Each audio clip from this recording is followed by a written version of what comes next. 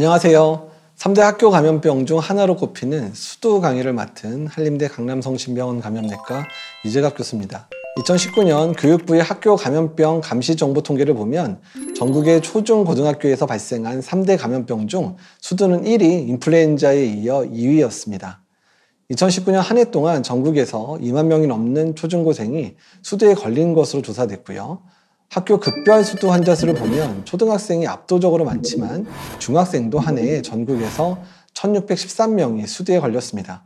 우리 학생은 수두에 대한 호기심이 많으시다고요. 질문 주시면 하나씩 답변 드리겠습니다. 안녕하세요, 교수님. 서울 백운중학교 3학년 이지연입니다. 부모님이 저도 어릴 때 수두를 앓았다고 말씀해 주셨는데요. 교수님, 저는 수두는 아주 어릴 때만 걸리는 것으로 알고 있었거든요. 근데 중학생 환자도 발생한다고 말씀하셔서 조금 놀랐습니다. 수두에 주로 걸리는 나이대는 아직 초등학교에 입학하기 전이거나 초등학교 저학년생입니다. 2014년 질병관리청에 신고된 수두 발생 현황을 보면 3에서 8세가 전체의 65%로 가장 많았고 전체의 94.2%가 16세 이하였습니다. 이처럼 중학생이라도 수두에 걸릴 수 있으므로 무조건 안심할 수는 없습니다. 수두는 교실에서 쉽게 옮길 수 있는 병이란 말씀인가요? 예, 질병관리청에 따르면 지난 5년간 수두는 개학 시기가 시작하면 환자가 늘었다가 방학 기간에는 줄어드는 양상을 보였습니다. 코로나 유행 초기인 2020년에는 5월 말 등교 개학, 교내 밀집도 조절, 마스크 착용, 사회적 거리두기 등 코로나 예방 조치를 강화하면서 전체 수두 환자가 전년도 대비 62%, 집단 발생으로 인한 사례 수도 91.5%가 감소했거든요. 하지만 2022년 전면 등교가 본격화되면서 수두 환자 수가 2018년, 2019년 수준으로 다시 커질 가능성이 있다는 전망이 나오고 있습니다. 수두는 재미있는 별칭을 갖고 있는데요. 혹시 무엇인지 알고 계시나요? 수두의 별칭이요?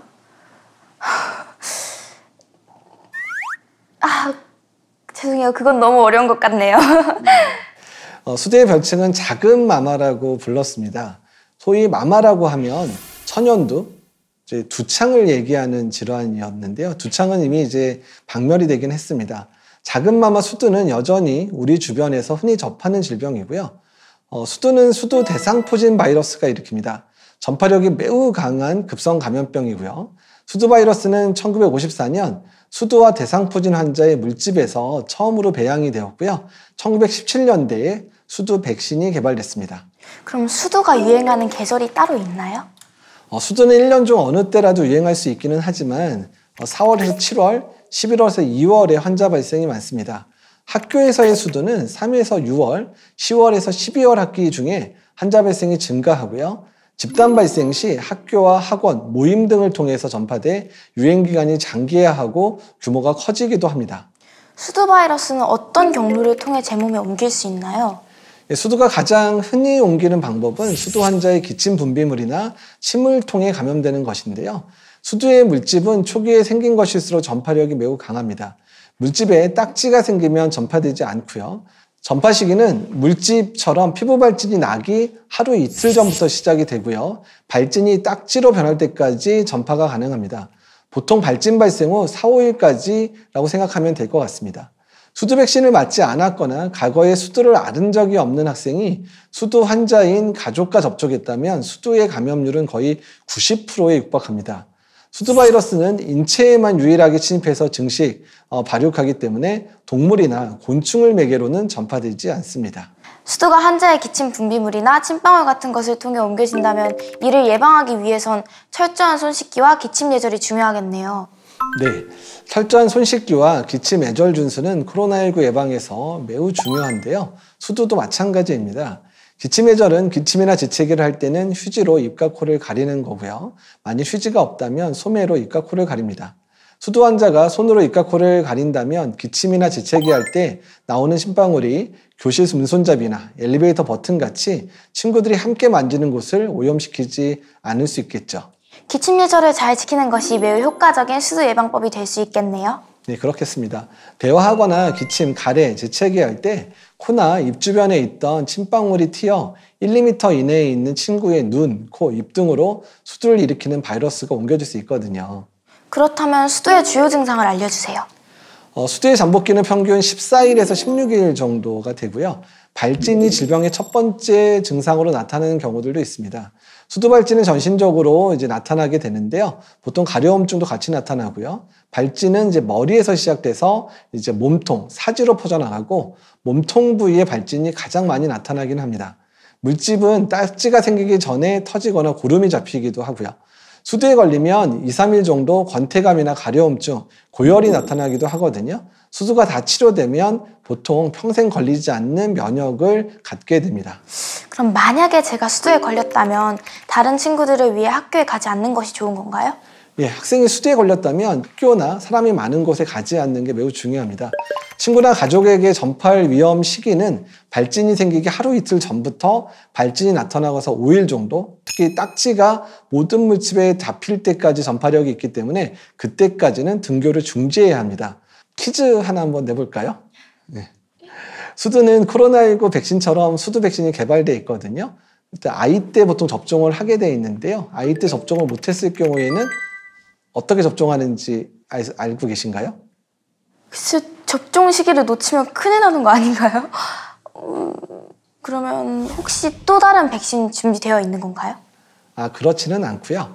수두 백신의 정기 접종 시기는 생후 12에서 15개월에 맞게 되거든요. 그래서 모든 아이들에 대해서 국가 필수 예방 접종으로 맞추고 있고요. 접종 시기를 놓쳤다면 너무 걱정을 안 하셔도 되긴 합니다. 그런 아이는 나중에 따라잡기 백신 접종을 하게 되는데요. 그러니까 아이들이 맞는 같은 백신을 맞게 되고요. 그래서 만 13세 미만 아이들은 1회 접종하고 여러분처럼 이제 13세 이상 청소년에게는 4에서 8주 간격으로 2회 접종을 하고 있습니다. 수두 백신을 맞으면 두창 백신처럼 평생 수두에 걸리지 않게 되나요? 수두 백신 접종 이후에 42일 정도 지난 이후에는 수두에 걸릴 수도 있습니다. 백신 접종을 했는데도 이렇게 감염이 되는 것을 우리가 이제 돌파 감염이라고 하고 있고요. 코로나19 백신을 맞은 뒤에도 코로나19에 걸리는 것과 같다고 볼 수 있습니다. 수두 백신을 맞는 사람이 늘어나면서 돌파 감염의 발생 건수도 늘어나고 있거든요. 돌파 감염으로 인한 수두는 백신 미접종 학생에게 발생하는 자연 감염으로 인한 수두보다 증상이 매우 가볍고 입원하거나 하는 일들이 거의 발생하지는 않습니다. 아예 열이 나지 않거나 위열로 나타나기도 하고요. 발진 개수도 적은 경우도 많습니다. 또 물집으로 진행하지 않고 부스럼 딱지도 생기지 않기 때문에 수두인지 모르고 지나는 경우도 많습니다. 수두에 걸린 사람이 면역력이 약해진다면 다시 수두에 걸리게 되나요? 수두는 평생에 한 번 걸리면 다시 걸리지는 않는데요. 수두에 걸린 사람은 그 수두 바이러스가 내 몸에 사라지는 게 아니라 내 몸에 신경절에 숨어 있을 수 있습니다. 그래서 우리가 나이가 많이 들거나 면역이 떨어지게 되면 이 신경절을 타고 수두가 다시 발병하게 되는데 이때는 수두로 발병하는 게 아니라 대상포진으로 발병하게 됩니다. 그래서 따라서 반대로 얘기하면 수두를 걸리지 않았던 분들, 사실 근데 우리나라의 95% 이상이 다 걸렸기 때문에 다 대상포진이 발생할 수 있는 사람들이기는 한데요. 어떻든 수두에 한 번도 감염 안 된 사람은 대상포진이 발생 안 할 수도 있긴 있는데 대부분의 사람들은 수두에 걸렸기 때문에 대상포진은 거의 대부분의 사람이 걸릴 수 있습니다. 교수님의 수두 설명 유익하게 잘 들었습니다. 귀에 쏙쏙 들어왔어요. 상세하게 설명해 주셔서 고맙습니다. 예, 고맙습니다.